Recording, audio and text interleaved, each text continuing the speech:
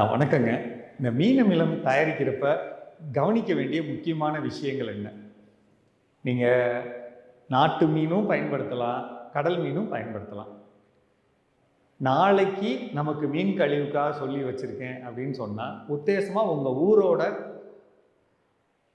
அளவு பொறுத்து எவ்வளோ கிடைக்கும். உதாரணத்துக்கு ஒரு 5 கிலோ கிடைக்கும் அப்படின்னா, சனிக்கிழமை ஞாயிற்றுக்கிழமை சொல்லி வைக்கிறீங்கன்னா சனிக்கிழமையே நாட்டு சர்க்கரை ஒரு 5 கிலோ ஒரு பையா போட்டு ஒரு கிலோ பையா போட்டு வச்சுக்கோங்க. அதை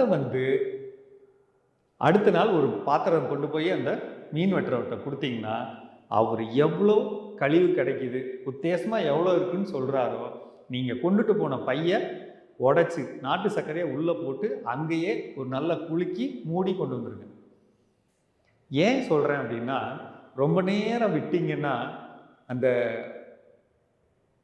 பச்சை நிறத்தில் ஒரு பெரிய வண்டு வரும் தெரியுங்களா, அது வருதுனாலே அந்த பொருள் அழுகி இருக்கு அப்படின்னு அர்த்தம். அழுகின பொருளில் நீங்கள் போட்டு வச்சிங்கன்னா அது கெட்டு போக வாய்ப்பு இருக்குது.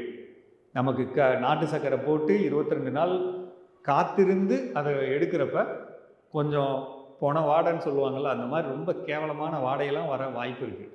அதனால் அந்த ஒரு நல்ல பொருளை செலவு குறைவாக, அதே நேரத்தில் கண்டிப்பாக நல்ல பொருள் நமக்கு வேணும் அப்படிங்கிறப்ப முந்தின நாளே நாட்டு சர்க்கரை வச்சுக்கணும். அதை எவ்வளவு கிடைக்குதோ அது கூட கலந்து உடனடியாக டைட்டாக மூடி ஒரு இடத்துல வச்சிடணுங்க. மேலே தேதி எழுதி போட்டுடலாம்.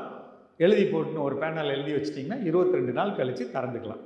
அதுக்கப்புறம் எப்போவும் மூடியே இருக்கட்டுங்க, நிழலில் இருக்கட்டும். தேவைப்படுறதை மட்டும் கரண்டியில் எடுத்து கரைச்சி பயன்படுத்துங்க.